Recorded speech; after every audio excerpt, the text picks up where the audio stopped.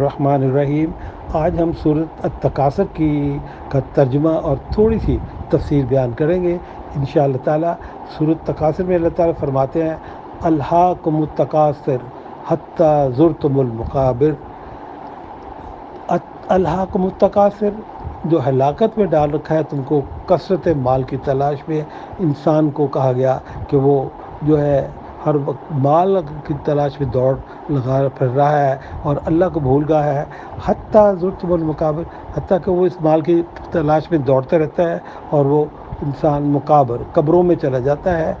कल्ला sofa तालमून सुम्मा कल्ला sofa तालमून, ये कुरान का सुबह बयान कहते हैं हरगिज़ नहीं, यानी अनकरीब तालमून तुमको इल्म हो जाएगा, सुम्मा कल्ला सौफ़ा तालमून, फिर तुमको बहुत जल्द मालूम हो जाएगा कि ये दुनिया की भाग दौड़ सिर्फ जो है ये सिवाय धोखे के और कुछ भी नहीं, क्योंकि मरना तो हर एक ने है। इसलिए कुरान ने कहा इन्नका मैयतुन व इन्नहुम मैयतून। तो ये है कि कब्रों में जो कहा गया था ज़ुरतुमुल मक़ाबिर, कब्रों में जो जाएंगे तो उसमें क्या है, हमें मुनकर और नकीर के सवालों का जवाब देना पड़ेगा। वो पूछेंगे मन रब्बो का, मन दीनों का, मन नबियों का।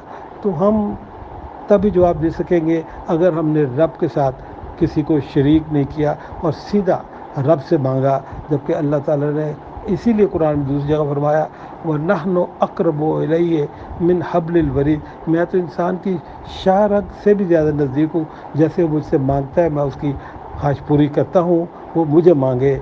और इसी तरह कहा गया कि मन दीनों का, दीन अगर हमने नबी सल्लल्लाहु अलैहि वसल्लम ने जो अल्लाह की तरफ से हमें दीन भेजा उस पर सही अमल किया तो फिर हम सही जवाब दे सकेंगे। और इसी तरह अगर हमने नबी से सच्ची मोहब्बत करके उनकी सुन्नत पे अमल किया तो मन नबियों का जवाब दे सकेंगे। और ये जो कहा गया ना हत्ता ज़ुरतुमुल मक़ाबिर, जो कब्र जो है हदीस में आता है कि जन्नत के बागों में से भी एक बाग है। किसके लिए? मोमिन के लिए। और जब मोमिन मरता है तो उसकी कब्र में एक खिड़की जो है वो जन्नत की तरफ से खोल दी जाती है, जहाँ उसको जन्नत की खुशबूदार और ताज़ा हवाएं आती हैं। और इसी तरह जो बदबख्त जो दुनिया की माल दौलत के पीछे भाग के अल्लाह को भूल चुका होता है, उसके मुतालिक नबी सल्लल्लाहु अलैहि वसल्लम फरमाया ये कब्र जो है ये वहशत का घर है, कीड़ों का घर है, सांपों का घर है। और सांप भी ऐसे कि अगर वो एक दफ़ा फूंक मारे तो उस जगह पर क़यामत तक सब्ज़ा नहीं उग सकता। और यही कब्र जो है जो अल्लाह को भूल चुका होता है अंदर से मीलों मील दौड़ती है और उस बंदे को कुचल कर रख देती है। हज़रत अली ने तभी कहा कि जब ये सूरत नाज़िल हुई तो हमें उस वक्त यकीन हो गया कि कब्र का अज़ाब जो है कितना सख्त है। तो इस तरह कहा आगे कहा गया लतरवुन्नल जहीम सुम्मा लतरवुन्नहा ऐनल यकीन, तुम जहन्नम को देख के रहोगे और फिर सुम्मा लतरवुन्नहा ऐनल यकीन, और तुमने अपनी यकीन की आंखों से उसको ज़रूर देखोगे।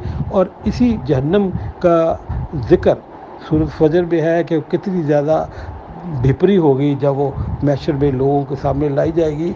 तो कहा गया ना कि वजी यौम ज़िम जहन्नम, और उस दिन जहन्नम लाई जाएगी और जहन्नम को जो है 70,000 लगामों में बांधा होगा और हर एक लगाम को 70,000 फरिश्ते जो है वो खींच रहे होंगे, फिर भी वो काबू से बाहर हो रही होगी। तो वो इस कदर खौफनाक होगी। और उस दिन इंसान कहेगा यौमइज़ यतज़क्करुल इंसान व अन्ना लहू ज़िक्रा, उस दिन इंसान को समझ आएगी कि भाई ओहो ये मैंने गलती की, लेकिन उस दिन समझ आने का कोई फ़ायदा नहीं।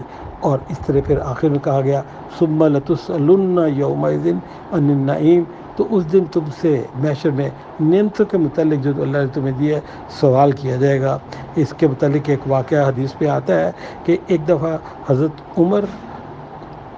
अबू बकर को भूख लगी, वो अपने घरों से निकले और एक दूसरे को मिले और उन्होंने कहा कि हमें तो बहुत भूख लगी है। तो उन्होंने कहा चलो नबी सल्लल्लाहु अलैहि वसल्लम के पास चलते हैं, कोई भूख का वहाँ पे इंतज़ाम होगा। जब उनके यहाँ गए तो आपको भी भूख सता रही थी। तो तीनों हज़रत अबू अयूब अंसारी के घर गए। हज़रत अबू अयूब अंसारी ने देखा कि एक नबी और दो उनके सहाबी जो कि बहुत बरगज़ीदा आए हैं, तो उनका खुशी का कोई इंतहा न था। انہوں نے فٹافٹ جلد از جلد بکری جو ہے وہ بکری کا بچہ ذبح کیا، باغ سے کھجورے لائے اور ٹھنڈا پانی ان کی خدمت پیش کیا۔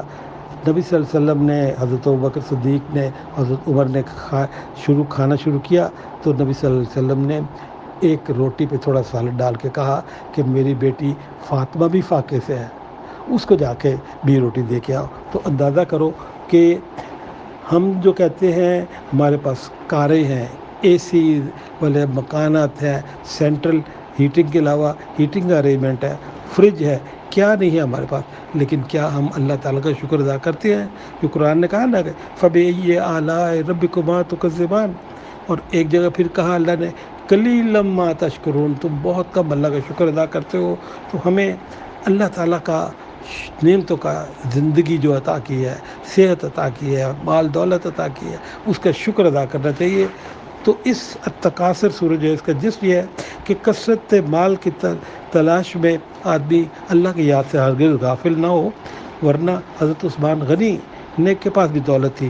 حضرت عبد الرحمن بن عوف کا تو یہ ہے کہ جب آپ کی وفات ہوئی تو آپ کا پاس اتنا سونا تھا کہ کلہاڑوں سے کاٹ کر ان کے ورثہ میں بانٹا گیا۔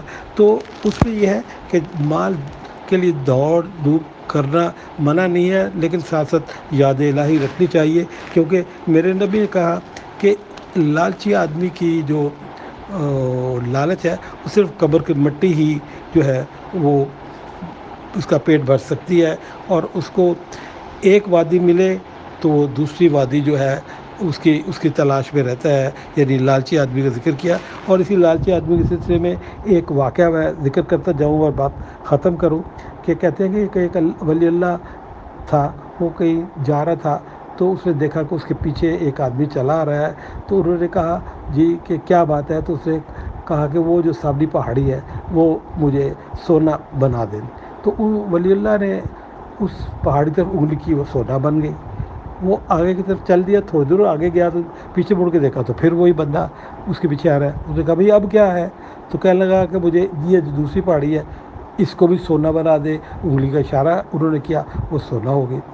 اس کے بعد وہ آگے جا رہے تھے تو انہوں نے مڑ کے دیکھا تو حیران ہو کے دیکھا تو پیچھے سے پھر آ رہا ہے۔ انہوں نے پوچھا بھائی اب کیا بات ہے، اب کیوں آ رہے ہو؟